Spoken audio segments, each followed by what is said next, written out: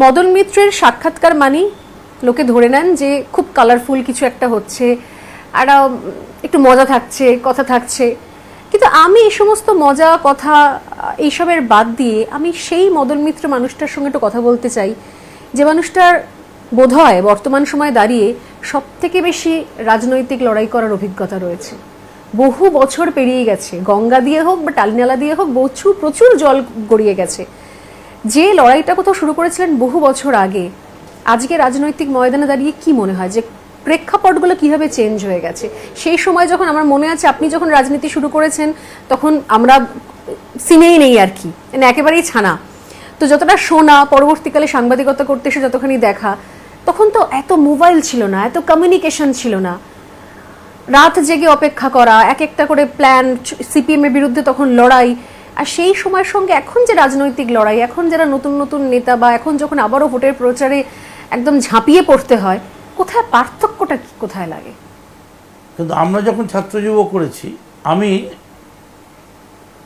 ছাত্র পরিষদের রাজ্য কমিটির দায়িত্বে ছিলাম এবং এক সময় আমরা শারদ পাওয়ারের সঙ্গে থাকলেও পরবর্তীকালে ছাত্র পরিষদ ইন্দিরার সঙ্গে যুক্ত হয়ে আমি রাজ্যের জেনারেল সেক্রেটারি এবং ওয়ার্কিং কমিটি মেম্বার হই।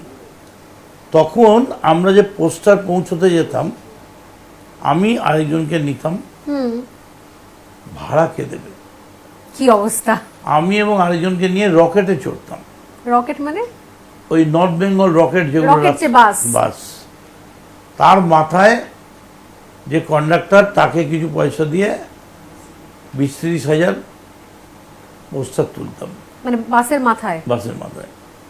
তারপরে বাসটা যখন কৃষ্ণনগর আসতো, আমরা তরকারি রুটি খেতে ঢুকতাম।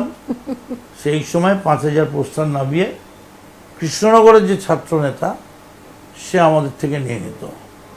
আবার বাসে উঠে পড়তাম, ভোর রাত্রি নাগাদ গিয়ে বহরমপুরে পৌঁছত। এই করে মালদা যেতাম, মালদার পর বালুরঘাট। তারপর আর সেদিনকে যাওয়া যেত না। এই একটা ফোন করলাম, এই করলাম। যার জন্য আমি প্রত্যেকটা বক্তৃতাতেই বলি, যদি এই ল্যাপটপ আর মোবাইল রবীন্দ্রনাথের হাতে পড়তো, তাহলে উনি পার ডে একটা করে নোবেল তুড়ি মেরে নিয়ে আসতেন। ঠিক, এটা ঠিক কথা। আর শুধু রবীন্দ্রনাথ নয়, ডান দিকে বাঁদিকে সহযোগী খেলোয়াড়রাও প্রত্যেকেই একটা নোবেল নিয়ে চলে আসতো। একটা নোবেল পাওয়ার জন্যে একটা যুদ্ধ লাগাবার কোনো দরকার ছিল।